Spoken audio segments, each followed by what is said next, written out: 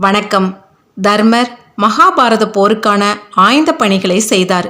திரௌபதிக்கு பாண்டவர்கள் மூலம் பிறந்த 5 மகன்களான விந்தன், சோமன், வீரகீர்த்தி, புண்டலன், ஜெயசேனன் ஆகியோரும், இவர்களைத் தவிர பீமனுக்கும் இடும்பிக்கும் பிறந்த கடோத்கஜன், அர்ஜுனன் நாகலோகம் சென்றபோது நாகக்கண்ணிக்கும் அவனுக்கும் பிறந்த அரவான் ஆகியோரை வரவழைத்தார். மற்ற தேசத்து ராஜாக்களுக்கும் தங்களுக்கு ஆதரவு தரும்படி ஓலை அனுப்பினார். எல்லா நாட்டு மன்னர்களும் வந்து சேர்ந்ததும் போர் செய்ய வேண்டிய நிர்பந்தத்துக்கு தன்னை கௌரவர்கள் ஆளாக்கிவிட்டதை எடுத்து கூறினார். அவர்கள் தர்மத்தை காப்பாற்ற தங்கள் உயிரையும் தருவதாக வாக்களித்தனர். இதேபோல் துரியோதனனும் தன் ஆதரவாளர்களை வரவழைத்தான். தனக்கு ஆதரவு தர மறுப்பவர்கள் கொல்லப்படுவர் என அறிவித்து ஓலை அனுப்பினான். பயந்து போன அவர்கள் துரியோதனின் பக்கம் சேர்ந்தனர்.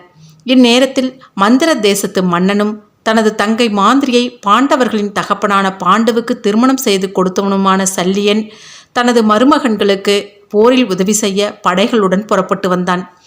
அவன் சொன்ன வாக்கு தவறாதவன், நன்றி மறக்காதவன்.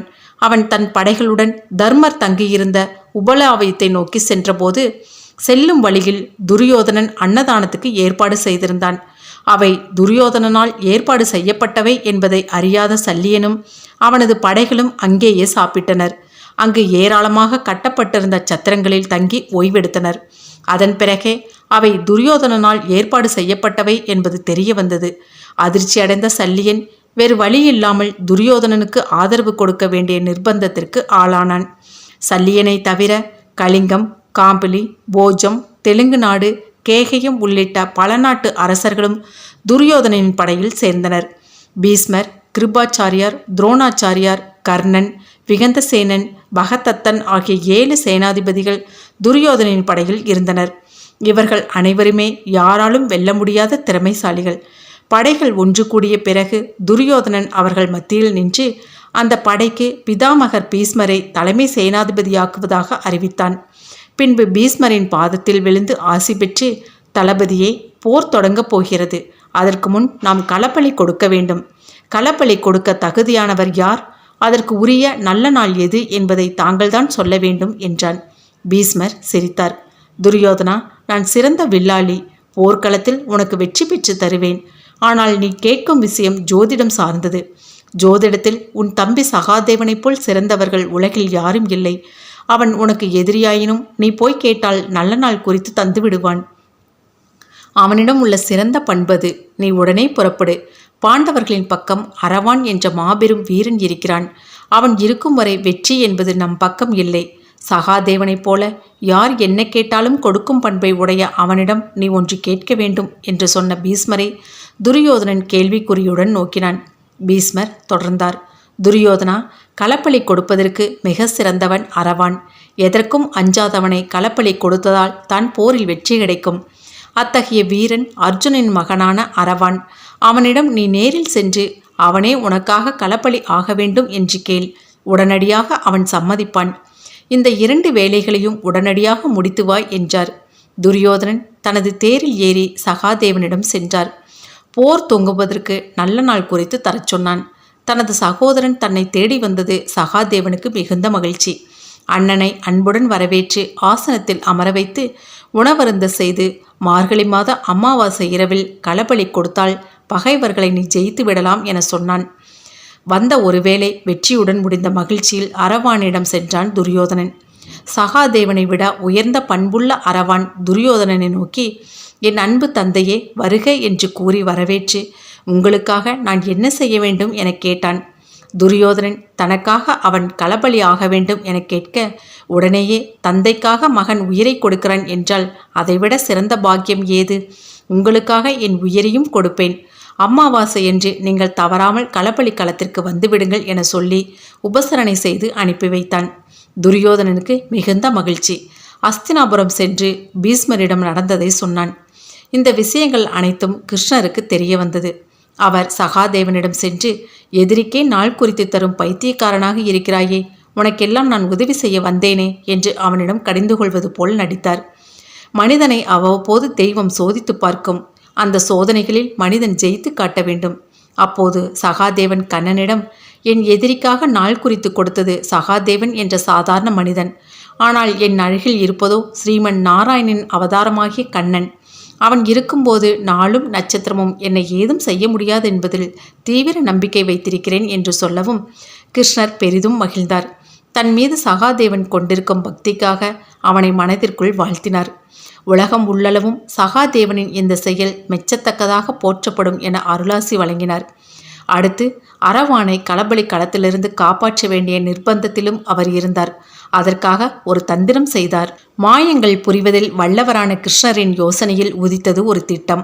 அமாவாசை என்று அரவானை களபலி கொடுத்தால் கௌரவர்களின் வெற்றி உறுதியாகிவிடும். எனவே அமாவாசையே மாற்றிவிட்டால் என்ன? அதெப்படி முடியும்?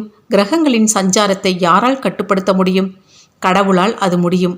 ஏனெனில் கிரகங்கள் அவரால் படைக்கப்பட்டவை, அவர் சொல்வதை கேட்டு நடப்பவை.